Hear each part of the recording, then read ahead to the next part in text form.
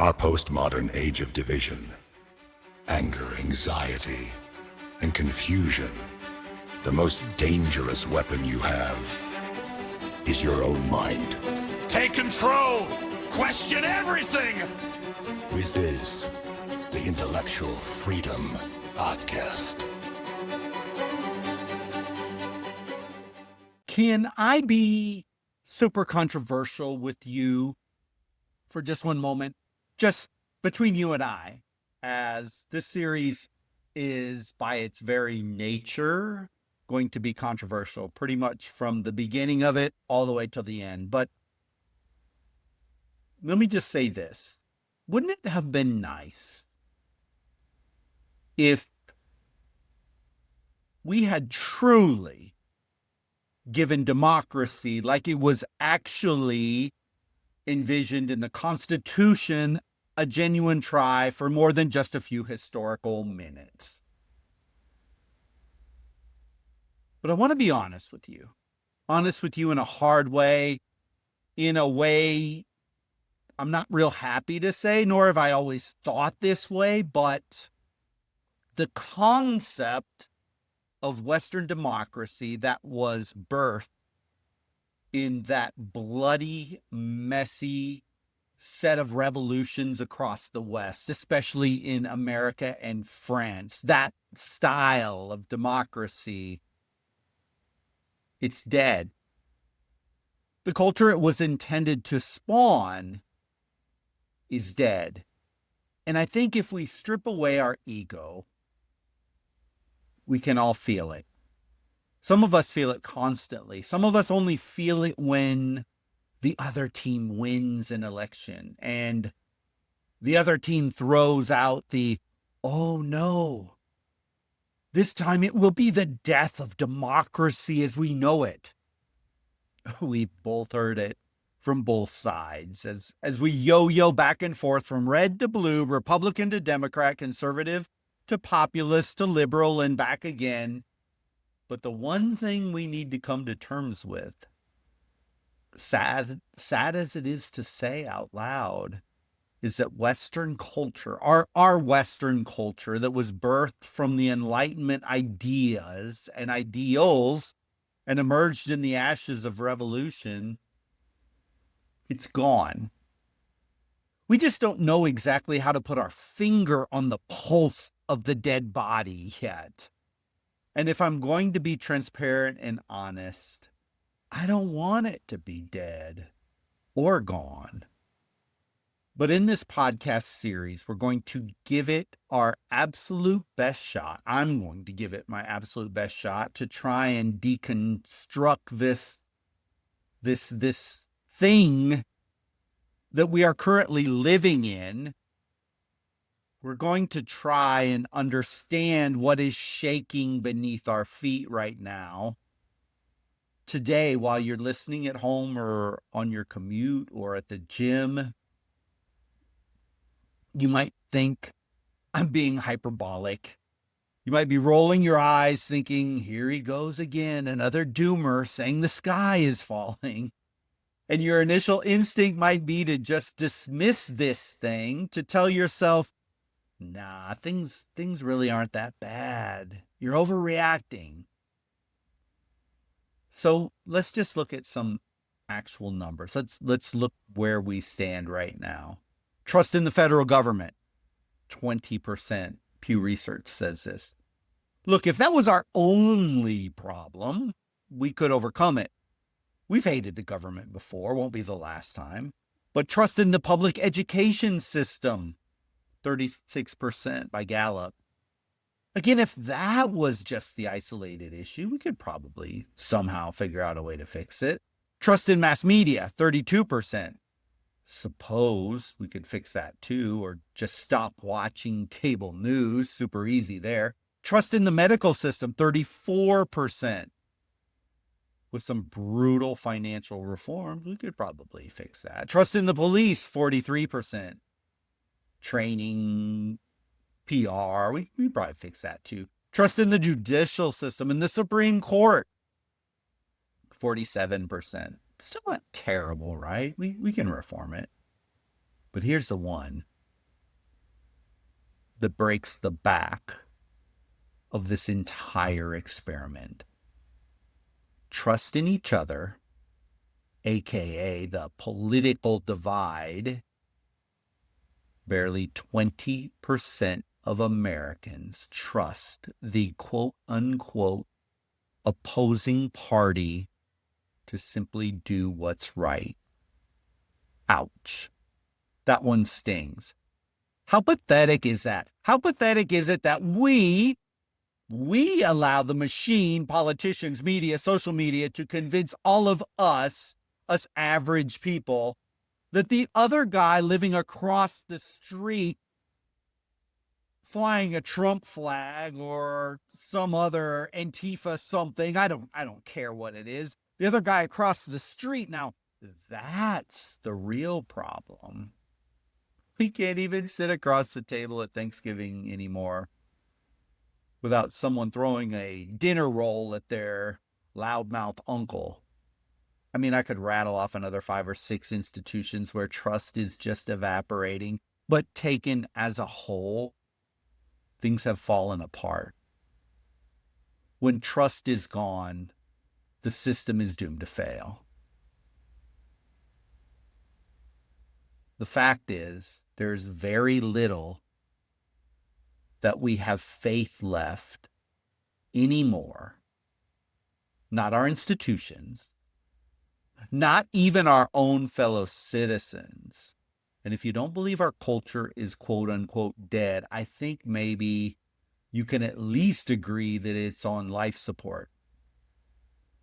So this brings us to the core of what we're doing here with this new series. And normally, I stick to the classics, wisdom literature.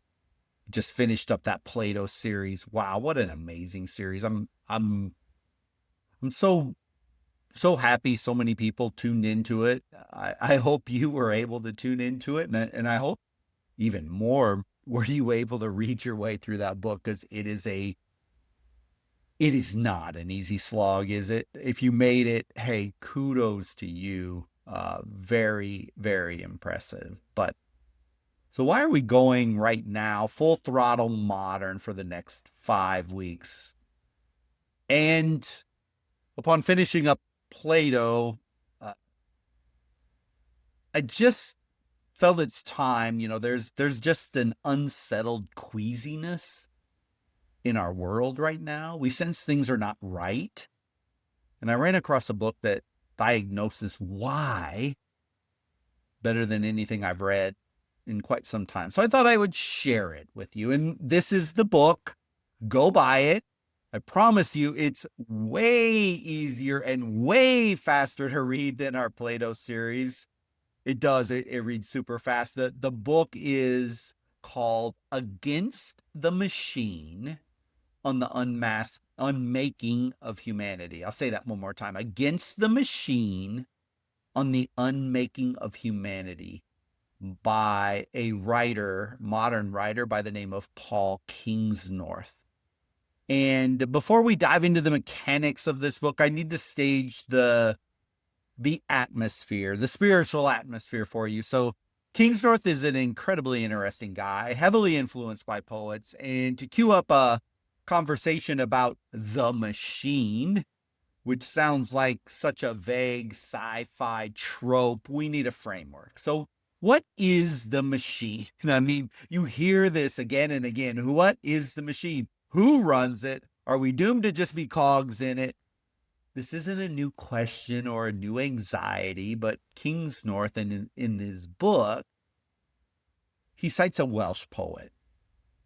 And his name is R.S. Thomas, and he perfectly captured the eerie, lonely reality of modern isolation. And this poem will be, it's hard to call it the cornerstone of our conversation, because that's maybe a little much, but kind of the feeling of this poem, it lingers across the pages. And I think it should linger in your mind today as you hear it, wherever you're listening in. The poem captures I guess you could call it our postmodern sensibilities so perfectly.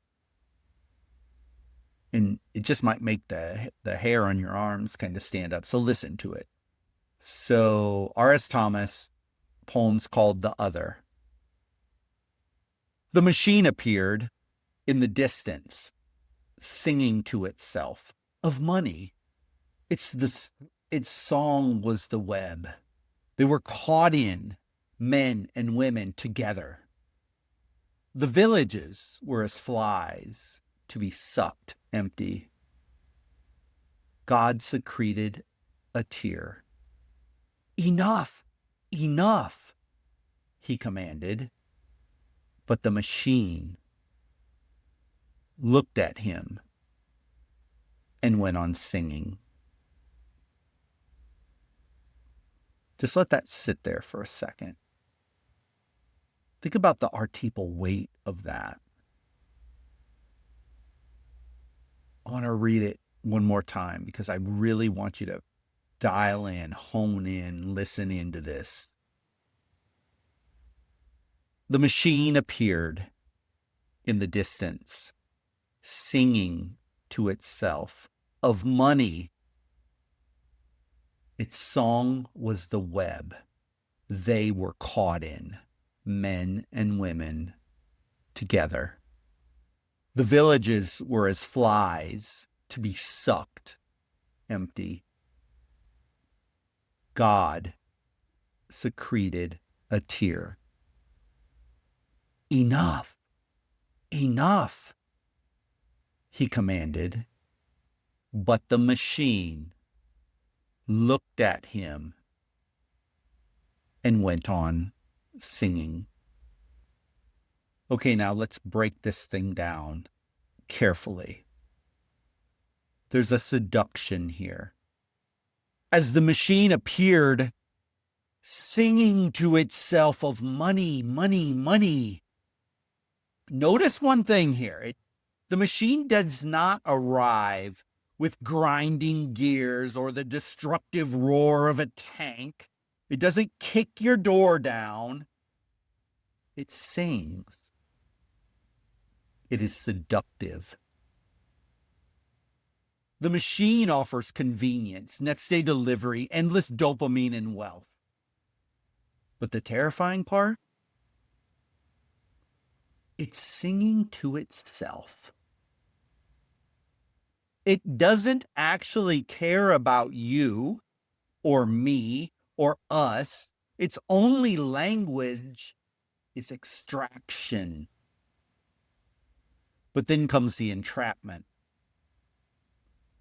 Its song was the web they were caught in.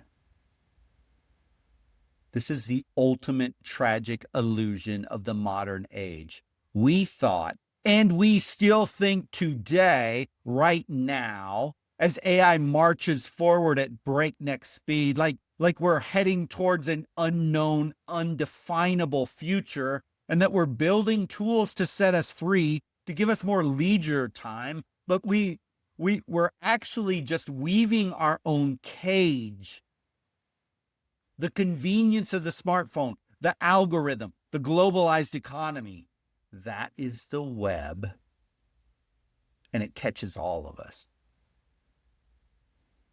And then we have the parasite. The villages were as flies to be sucked empty. Kingsnorth has a deep, profound love for localism and place, nature, the real world, the one you can touch and feel and breathe in. But the machine cannot tolerate the small, the local, the rooted. It views human communities not as things to be nurtured, but as resources to be mined. It convinces the masses that small towns, small communities they're backwards, they're ignorant, they're silly little places for the peasants. That's the lie the machine teaches. The machine drains the lifeblood out of towns where family, community, faith, togetherness thrive. And it doesn't even necessarily need to be a small town. It could be a community inside of a large city, but the machine despises those type of community connections. It wants nothing more than to suck dry and leave behind hollowed out shells full of people addicted to the grind, addicted to the grid, addicted to the machine. And I think this next part's maybe the toughest one. So the usurpation. As the poem says, God secreted a tear and said, enough, enough. But the machine looked at him and went on singing. This is the gut punch. In traditional theology, God sets the limits of creation. Here God sees the destruction, weeps for humanity, and commands the machine to stop. So of course the machine should obey, right? That's the theology. At least listen to God. But the machine just looks at the creator of the universe, entirely unbothered, and goes right back to its song and singing. It's deaf. It's deaf to the divine. It could care less about the divine. It has upended God and become its own unstoppable force. We can't go any further along before I spend some time and define the machine, because I think, myself included, when I picked up this book for the first time, I was so curious, like, what is he talking about? How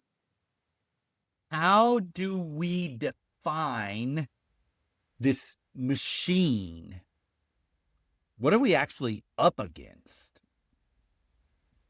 We have to define the enemy, right? The machine is not just your iPhone. It's not just ChatGPT.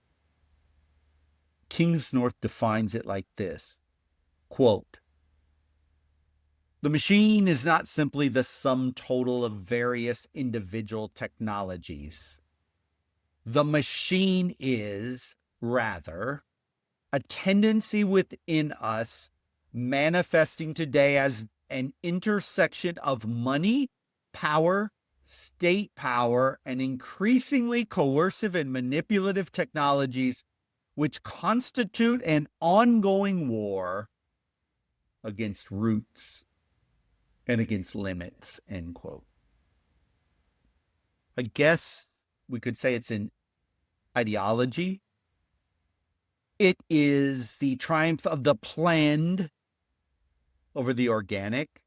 It views the messy human condition as a math problem to be solved rather than a gift to be experienced. It wants to sand off all the rough edges, all those rough, beautifully human edges, and create a frictionless existence. And it's insatiable. There's never enough money. There's never enough power. There's never enough things. There's always more. Progress. It doesn't care what your vice is: money, power, materialism, sex, outrage.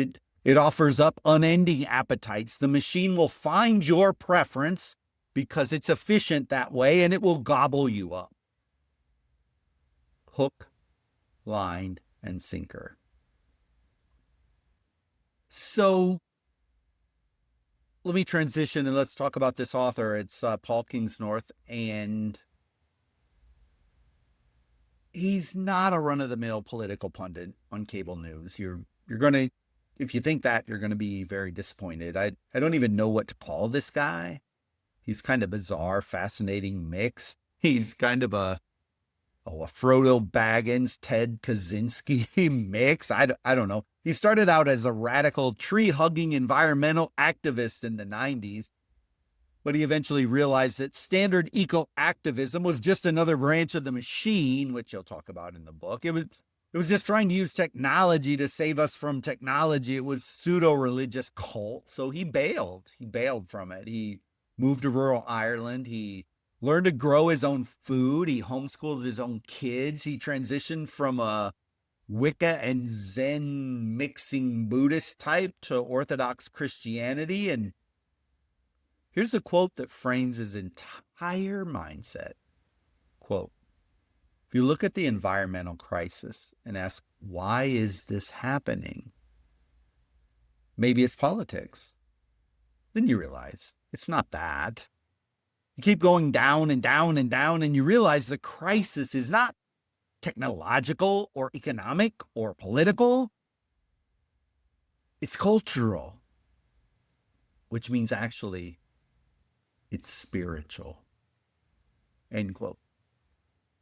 Let's break that down, because to understand that quote is to understand Kingsnorth. And so he sees the symptoms of the machine: politics, tech, economics. We're just obsessed with structural fixes. We think if we just elect the right guy or tweak the tax code, we will be saved.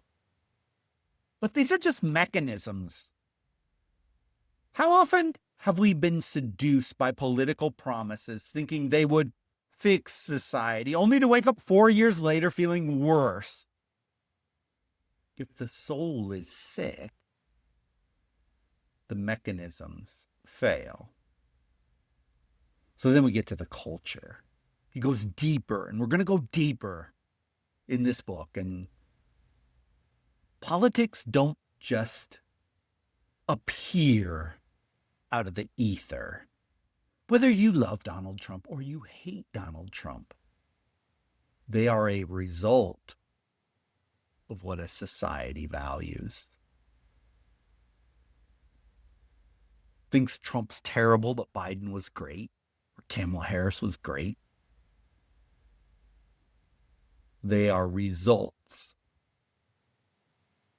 of what a society values. A culture that worships hyper-individualism and endless consumption will inevitably build an extractive economy and a polarized, toxic political system.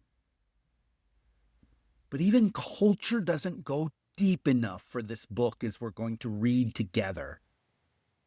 We get to a spiritual core. You might be atheist listening in. That does not mean you can't follow through on this, because this is the punchline.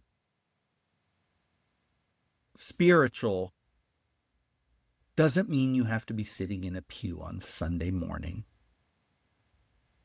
Although Kingsnorth is a Christian, it does mean this: asking the deepest human questions.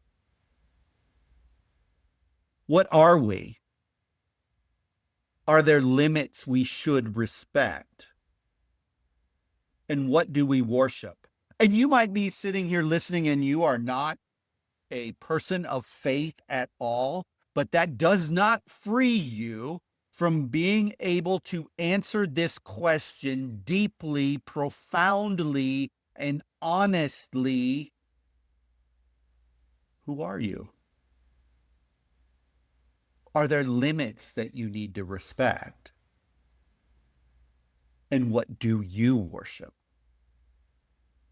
See, modernity's spiritual disease is the Enlightenment arrogance that we, you and I, are gods who can master the universe with our intellect and our critical thinking and our minds.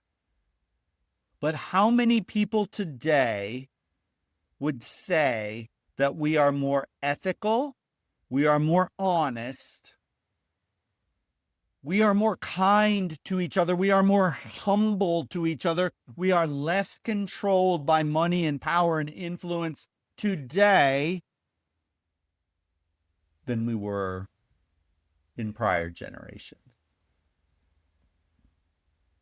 Kingsnorth in this book will opposite that because our spirit has become arrogant, our culture is disconnected, our economics are greedy, and our environment is collapsing.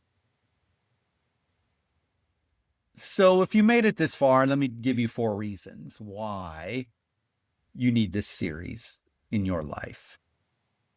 Let's just get down to brass tacks. Why do you need to listen to this series and read this book? Please read the book when you listen to this series. Own it yourself. Don't let me deliver it to you. Own the knowledge yourself. And the way that you own the knowledge is you read it.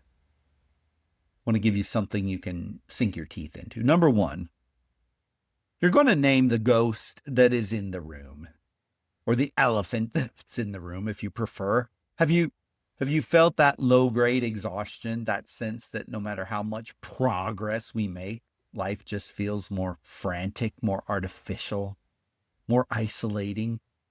Why is everyone so angry? You aren't lazy. You aren't crazy. Left, right, conservative, liberal. Everyone's feeling it. The book validates that unease.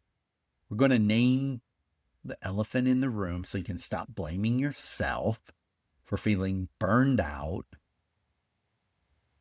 maybe feeling insane about a system that was literally engineered to burn you out. Number 2, you're going to claim your mind from the algorithm. We all know we spend too much time on screens. Boring, we all know it. Not spending lots of time there. But the machine doesn't just want your attention. It wants to rewire how you vote, how you love. What's your view on your career? We're going to break down how the grid, this machine, is farming your behavior. And we're going to talk about how to take back your autonomy. You are not a byproduct. You do have agency. Number 3, we are escaping the exhaustive political circus. By the end of this series, you will never watch a cable news story or hear a politician speak the same way again. I promise you. If you're sick of the hyper-polarized culture wars, where everyone screams and nothing ever gets fixed, this is your exit ramp.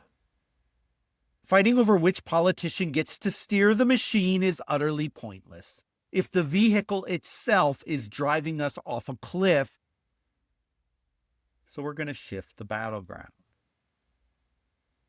We are going to free ourselves intellectually from this circus. And it is a circus. Make no mistake. If you are hardcore left or right, you're part of this circus. You're living it.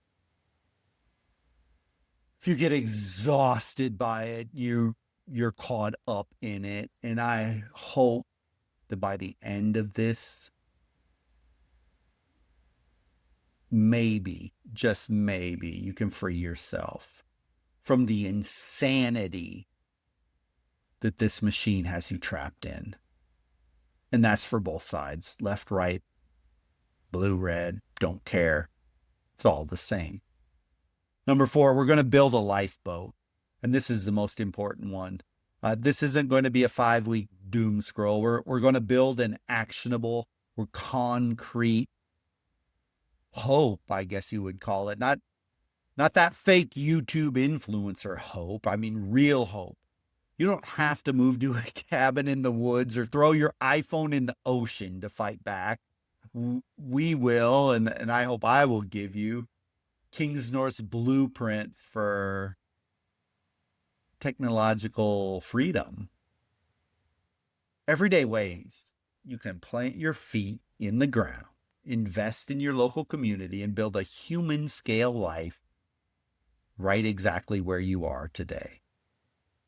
So think back to those statistics at the beginning of the show. 20% trust in government, 32% trust in media. We we don't trust our institutions. We just don't, because they have become cogs in the machine, and the machine does not care about you. It does not care about me. It definitely does not care about the human soul or humanity.